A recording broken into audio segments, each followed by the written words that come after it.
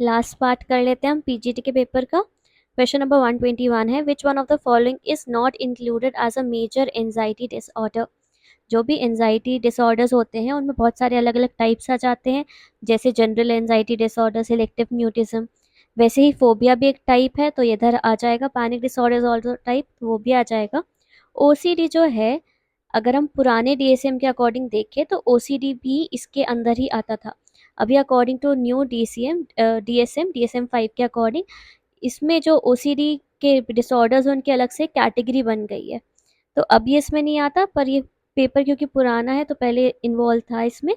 Hysteria is odd one out, hysteria is not a part of major anxiety disorder. Okay, then question, next question है, which one of the psychologists observed that individual shows better performance in the presence of others than when they are performing the same task alone। ये एक experiment था जो कि 1898 में किसने किया था, नॉर्मन ट्रिपलेट ने किया था। ठीक है, इससे उन्होंने वो साइकिल वाले एक एक्सपेरिमेंट था जो किसके ऊपर बेस्ड था, सोशल फैसिलिटेशन के ऊपर। ठीक है, उन्होंने पता किया एक्सपेरिमेंट के थ्रू कि individual show better performance in the presence of others. जब अकेले कर रहे हैं उससे बेहतर परफॉर्मेंस कब करेंगे, जब दूसरे प्रेजेंट होते हैं। तो this experiment was done by Triplett, Norman Triplett. Then which one test is divided into 10 scales each designated to measure a different aspect of personality. Easy question, कौन सा टेस्ट है, एमएमपीआई। एमएमपीआई में क्या होता है, 10 क्लिनिकल स्केल्स होते हैं। जिसको सीवियर डिसऑर्डर कोई होता ही है ना, उसके लिए बहुत हेल्पफुल है ये। इसमें अलग अलग होते हैं, जैसे एक मेस्क्युलिनिटी फेमिनाइन वाला होता है। ठीक है, ऐसे करके पूरे 10 यहाँ पे होते हैं। ठीक है, चलिए नेक्स्ट में आते हैं। Who among the following psychologist have propounded the structure of intellect model. ये क्वेश्चन भी काफ़ी आया हुआ है। स्ट्रक्चर ऑफ इंटेलेक्ट मॉडल किसने दिया, गिलफोर्ड ने दिया है। अलग अलग थे ना, ऑपरेशन था इसमें, 3 थे, operation, content and then product. इसके अंदर भी क्या क्या आता है आपको पता होना चाहिए। ठीक है, चलिए next question, therapy in which the client is taught to recognize the bodily process and the emotions that are being blocked from the awareness। बहुत बार ऐसा होता है कि हमको पता नहीं चलता है, अवेयरनेस में नहीं आ पाते हैं कुछ इमोशंस क्योंकि ब्लॉक हो जाते हैं। तो इस चीज़ का रिकग्निशन और इस चीज़ पे काम हम किस पे करते हैं, जेस्टाल थेरेपी पे। ठीक है, जेस्टाल थेरेपी इसी चीज़ पे काम करता है। अलग अलग टेक्निक्स हैं जैसे कि रोल प्ले और एम्प्टी चेयर टेक्निक। ठीक है, ये इसमें काम आते हैं। हियर एंड नाउ का भी जो कॉन्सेप्ट है वो इसी का है। सो ये यहाँ पे आ जाएगा। देन नेक्स्ट है, which one of the psychologist propose the cognitive theory of stress. Cognitive theory of stress किसने दिया है, ये लजारस ने दिया है। पढ़ा होगा आपने, 2 तरीके के अप्रेजल्स होते हैं ना। एक होता है प्राइमरी अप्रेजल, जब भी कोई स्ट्रेस आता है तो हम 2 तरीके से अप्रेज करते हैं सिचुएशन, एक प्राइमरी अप्रेजल, एक सेकेंडरी अप्रेजल। ठीक है, प्राइमरी अप्रेजल में हम देखते हैं कि जो इवेंट है वो कितना थ्रेटनिंग है, कितना डेंजरस है। और सेकेंडरी अप्रेजल में हम ये देखते हैं कि हमारे पास उस इवेंट से डील करने के लिए रिसोर्सेज हैं या नहीं है। ये कॉग्निटिव थ्योरी ऑफ स्ट्रेस का ही पार्ट है। इसको हम इमोशन की भी एक थ्योरी में पढ़ते हैं, जो लजार इसकी इमोशन वाली थ्योरी है उसमें। ठीक है, चलिए, which skill include personal and intellectual skill. Personal skills भी होनी चाहिए, इंटेलेक्चुअल स्किल भी होनी चाहिए। वो किस में होती है, जनरल स्किल्स ही कह देते हैं ना इनको, सॉफ्ट स्किल्स कहते हैं हम जिसको। पर्सनल स्किल जैसे कि आपका कम्युनिकेशन कैसा है, ठीक है, आपकी एम्पैथी कैसी है, आपके अंदर लीडरशिप क्वालिटीज़ कैसी है, ये सब पर्सनल है। इंटेलेक्चुअल में आपकी प्रॉब्लम सॉल्विंग एबिलिटी कैसी है, थिंकिंग कैपेसिटी कैसी है, ये सारी जनरल स्किल में आ जाएगी। The two poles of bipolar disorder, काफ़ी इजी क्वेश्चन है। 2 पोल्स कौन से हैं बाइपोलर डिसऑर्डर के। बाइपोलर डिसऑर्डर 2 तरीके का होता है, 1 एंड 2।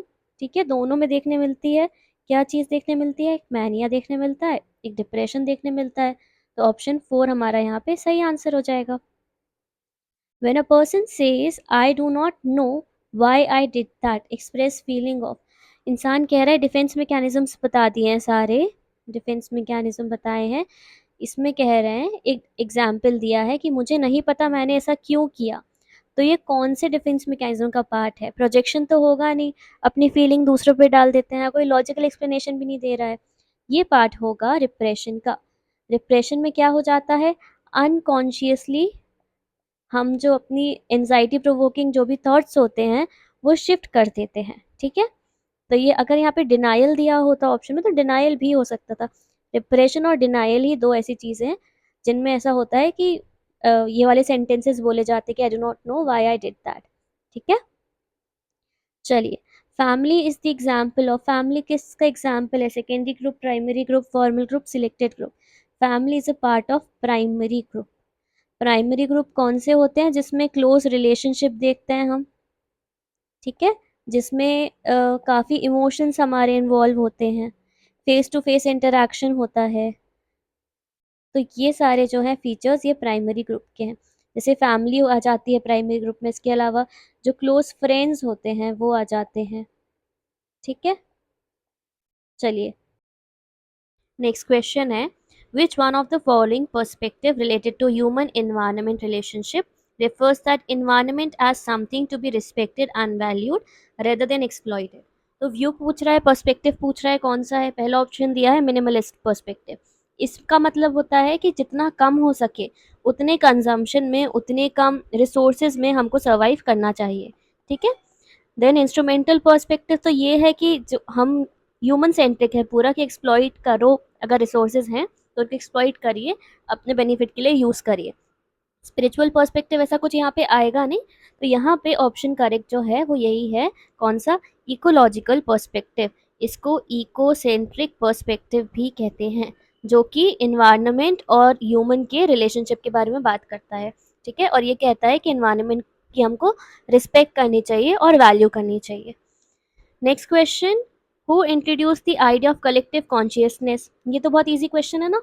कलेक्टिव कॉन्शियसनेस और कलेक्टिव अनकॉन्शियसनेस की बात किसने करी है? कार्ल युंग ने की है, तो यहाँ पे ऑप्शन 4 करेक्ट हो जाएगा। देन नेक्स्ट है, how much intimate distance maintain when an individual is talking with close friend? तो 4 जोन्स होते हैं, there are 4 different Jones.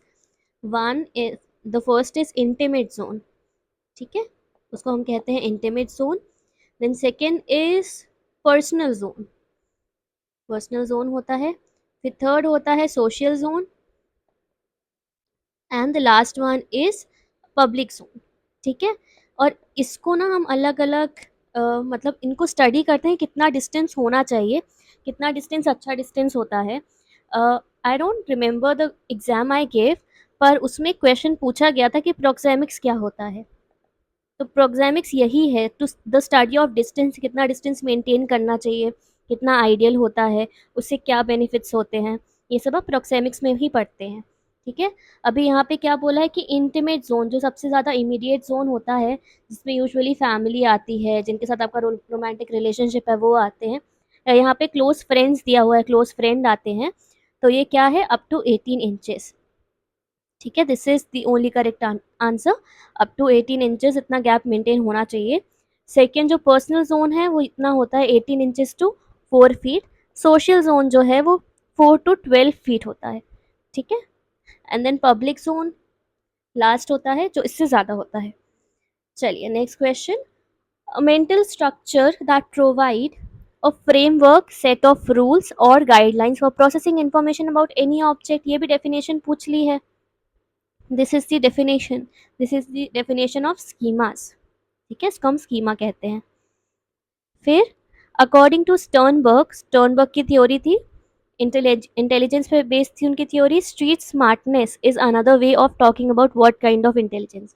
Sternberg ने 3 तरीके की इंटेलिजेंस की बात की है, एक एनालिटिकल, जिसको उन्होंने एक और नाम क्या दिया है? कॉम्पोनेंशियल, ठीक है। एक है क्रिएटिव, और जो प्रैक्टिकल है दैट इज स्ट्रीट स्मार्टनेस। हम बोलते हैं ना कई जन स्ट्रीट स्मार्ट हैं, ये इनको लोगों से कैसे बात करना है, कैसे डील करना है, इसका बहुत अच्छा आइडिया है, that is street smartness. Then who propose the concept of balance in the form of POX triangle? POX triangle जो है ये कौन सी थ्योरी में आता है? ये बैलेंस थ्योरी में आता है। अब बैलेंस थ्योरी हमको किसने दी है? हीदर ने दी है, Heider, Heider, whatever you want to call it, इन्होंने दी है। तो ये जो POX ट्राइंगल का कॉन्सेप्ट है ये भी इन्होंने ही दिया है। Then the notion of self efficacy is based on, self efficacy का जो कॉन्सेप्ट है वो किसने दिया है? एल्बर्ट बैंड्यूरा, ठीक है। और ये जो कॉन्सेप्ट है वो किसके अंदर इंक्लूड किया है इन्होंने, सोशल लर्निंग थ्योरी के अंदर। तो किसका पार्ट होगा, सोशल लर्निंग का। Easy, right. अगर आपको कभी ऐसे क्वेश्चंस नहीं बन रहे हैं तो ऐसे रिलेट करके हम जो आंसर है वो करेक्ट कर सकते हैं, ठीक है। चलिए, which one of the following is not considered a characteristic of the effective counsellor. Authentic होना चाहिए क्या, हाँ। एम्पैथी होनी चाहिए, yes. Positive regard for others होना चाहिए, यस। ठीक है। इमोशनल जो है वो उनको नहीं होना चाहिए, इमोशनल होंगे तो डील कैसे करेंगे। प्रैक्टिकल होना चाहिए उनको, they should be practical, okay. Then which one of the following cues is not related to non-verbal communication? Non-verbal communication जो बिना बोले हो जाता है, तो जेस्चर्स से हो जाता है, हमारे हाव भाव से, हमारे पोस्चर से हो जाता है, हमारी आई कांटेक्ट से हो जाता है। लैंग्वेज नहीं है, लैंग्वेज तो वर्बल हो गई ना, लैंग्वेज इज वर्बल, तो ये ऑड वन आउट हो। Which one of the following technique is not considered as the technique of self control? Self control की कौन सी टेक्निक नहीं है कह रहा है। ऑब्जर्वेशन ऑफ ओन बिहेवियर, ये तो है ना, हम खुद के बिहेवियर को ऑब्जर्व करेंगे और फिर सेल्फ कंट्रोल, उससे हमको हो मतलब समझ में आ जाएगा क्या चीज़ हमको अच्छी करनी है, क्या चीज़ बुरी करनी है, क्या चीज़ चेंज करनी है, मतलब मॉडिफाई करनी है ना। सेल्फ इंस्ट्रक्शन, हाँ वो भी होगा, सेल्फ रीइंफोर्समेंट भी होगा। वैसे तो ऐसे देखने पर हमको चारों ऑप्शन ही यहाँ पे लग रहा है, कोई भी इनकरेक्ट नहीं है। पर आप डीपर सेंस में अगर इसको देखेंगे तो सेल्फ इवैल्यूएशन यहाँ पे करेक्ट आंसर होगा। क्यों, क्योंकि सेल्फ इवैल्यूएशन का मतलब होता है बस आप अपने आप को आंक रहे हो, इवैल्यूएट कर रहे हो, ठीक है। कंट्रोल यहाँ पे कुछ नहीं हो रहा है, ठीक है। इसलिए यहाँ पे ज़्यादा सही आंसर सेल्फ इवैल्यूएशन ही होना चाहिए। चलिए next question, which one of the following is not considered as a stress management technique. Relaxation technique से तो स्ट्रेस मैनेजमेंट होता है, मेडिटेशन से भी होता है, बायो फीडबैक मॉडल जो है उससे भी होता है, ठीक है। हार्डीनेस जो है, दिस इज इनकरेक्ट है। हार्डीनेस जो है वो हमारे रेजिलियंस को बताता है, यस। लेकिन ये कोई तरीके का स्ट्रेस मैनेजमेंट नहीं है, टेक्निक नहीं है ये, ठीक है। चलिए, which one of the following aptitude test is most commonly use in educational setting. Numerical aptitude test नहीं, आर्म्ड सर्विस वोकेशनल नहीं। डिफरेंशियल एप्टीट्यूड भी बहुत अच्छा टेस्ट है, जनरल एप्टीट्यूड टेस्ट बैटरी भी बहुत अच्छी है, पर ये पूरी टेस्ट बैटरी है जो कि बहुत ज़्यादा हेल्पफुल होती है बच्चों की, हमको जो जनरल एप्टीट्यूड होता है ना उसको चेक करने के लिए, दिस इज़ वेरी हेल्पफुल। तो ये जो है वो काफ़ी अच्छा है और इसी को हम यूजुअली एजुकेशनल सेटिंग में यूज़ करते हैं। Then which one of the following, which of the statement is correct when stress is handled properly. जब हम स्ट्रेस को अच्छे से हैंडल करते हैं तब क्या होता है, स्ट्रेस हमारी एनर्जी कम कर देगा क्या, नहीं। Stress increases human arousal, yes. आपने यर्कीस डॉटसन कर्व तो पढ़ा होगा, उसमें क्या होता है कि जैसे जैसे अराउजल बढ़ता है तो आपकी परफॉर्मेंस में भी इंक्रीमेंट होने का चांस होता है, तो जब हम उसको अच्छे से हैंडल करेंगे तो हमारा अराउजल बढ़ेगा क्या, हाँ। तो ऑप्शन 2 जो है वो करेक्ट हो गया। It decreases the probability of unsurvival, नहीं ऐसा तो नहीं है। Stress does not affect performance, ऐसा भी नहीं है, राइट। चलिए, electroconvulsive therapy comes under the category of physiological reaction check करती है ये, तो ये बायोमेडिकल थेरेपी के अंदर आ जाती है, okay. Then who distinguish 3 forms of social influence, compliance, identification, internalisation. किसने इसको अलग अलग तरीके के टाइप में बांटा हुआ है, इट इज केलमैन, ओके। यहाँ करेक्ट आंसर हो जाएगा Kelman. Then next question is, last के 5 क्वेश्चन बच गए हैं।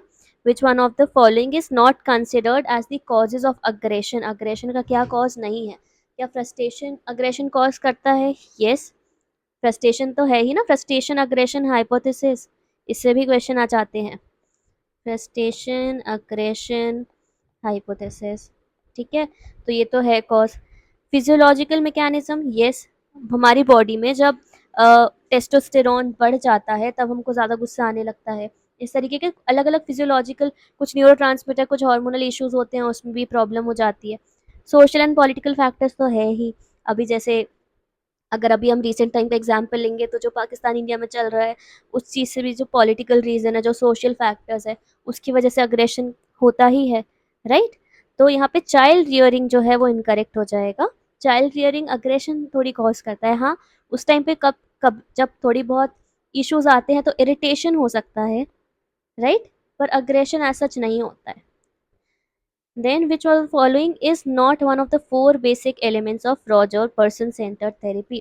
कार्ल रॉजर्स ने कौन सी थेरेपी दी है? Person centred therapy. कह रहे हैं उसका कौन सा पार्ट नहीं है? ऑथेंटिसिटी तो है ही, कॉन्ग्रुएंस कह देते हैं इसको कभी कभी हम, रिफ्लेक्शन भी है, एम्पैथी भी है, कंडीशनल पॉजिटिव रिगार्ड कुछ भी नहीं है, इसकी जगह क्या है? Unconditional positive regard.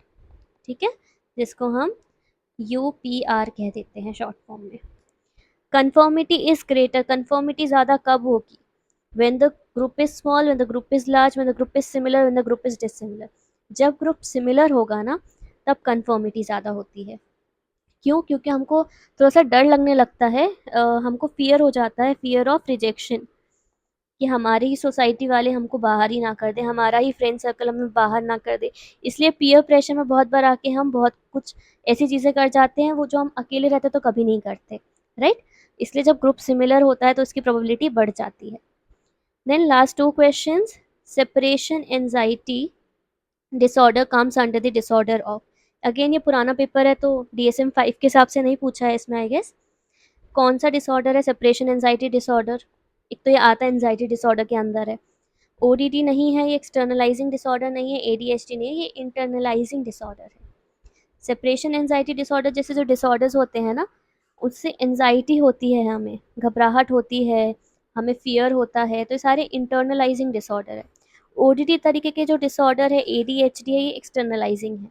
ठीक है, चलिए last question for today, which one is the correct sequence of GAS model of stress? ये दिया किसने था?